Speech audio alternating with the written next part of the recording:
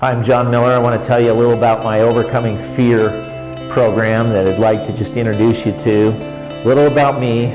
I grew up in a family with 5 siblings, so there were 6 of us.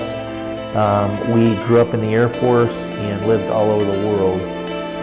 Some of the unfortunate side effects of the military is you tend to have a fairly authoritarian view of the world, and it's always driven by success. And so in our family there was quite a bit of an authoritarian drive, a lot of abuse, a lot of alcohol and other issues that happened along the way with my father.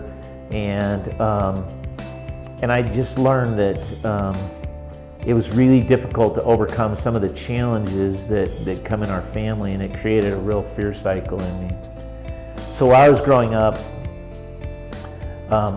I realized at one point in my life that I was not like a lot of other kids. I had a pretty positive, driven outlook. However, underlying that outlook and my desires for success, I had a pretty significant disability, which I didn't really realize until I was 18. And, right before I was 18, my brother walked out onto a football field, and he was my best friend. And he collapsed at halftime as he was walking off the field. And they found a bunch of tumors in him, and within a few weeks, they found out that my brother Lauren had stage 3 to 4 Hodgkin's lymphoma, which is a pretty manageable form of cancer, but given the stage, he had cancer all through his body.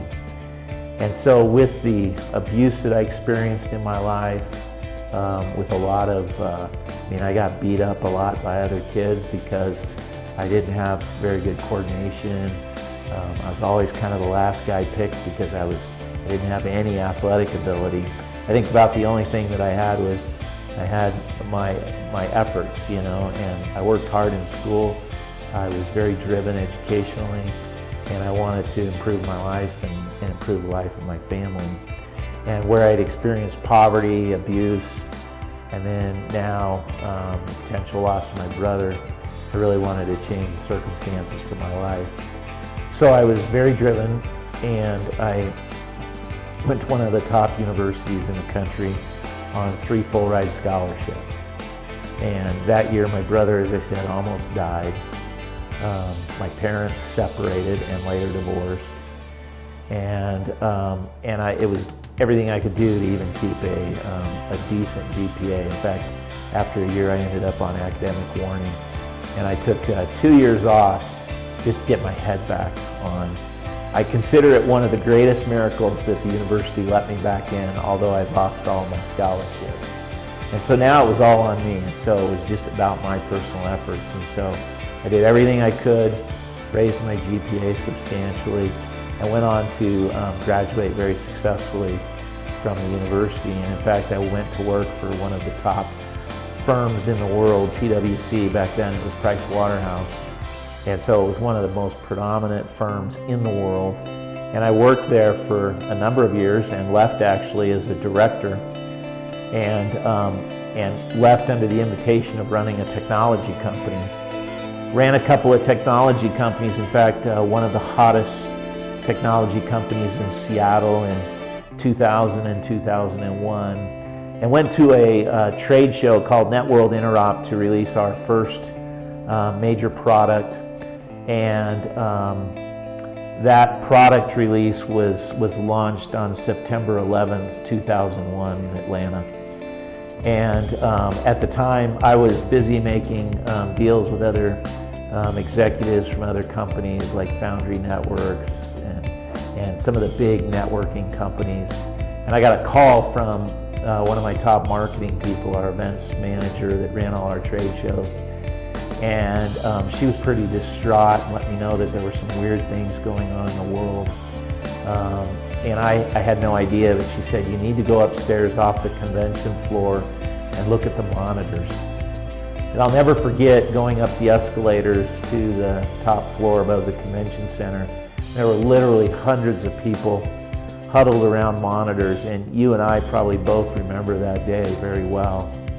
And I saw the World Trade Center, both buildings on fire. And And I was sicker than a dog, and within probably 20 minutes, the convention was dead.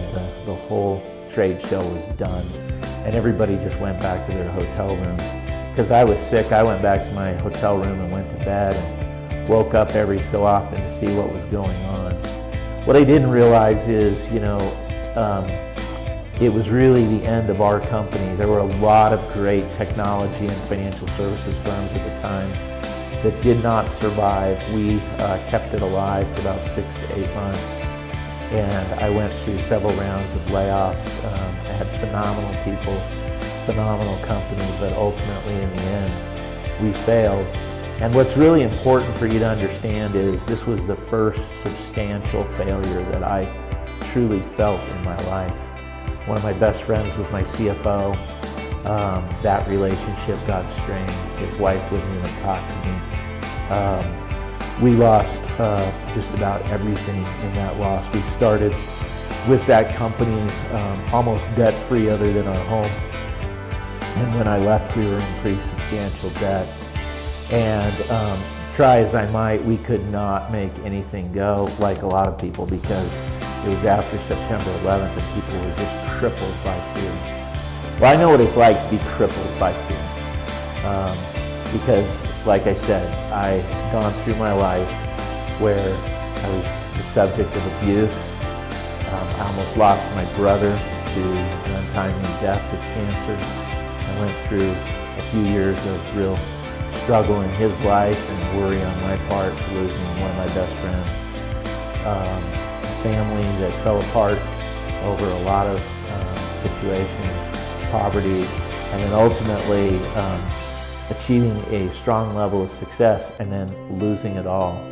So in the early 2000s, I finally just found myself falling into a deep level of despair and depression, and in fact, many times just slept in, cuddled in my bed because it was a safe place and I didn't know what to do.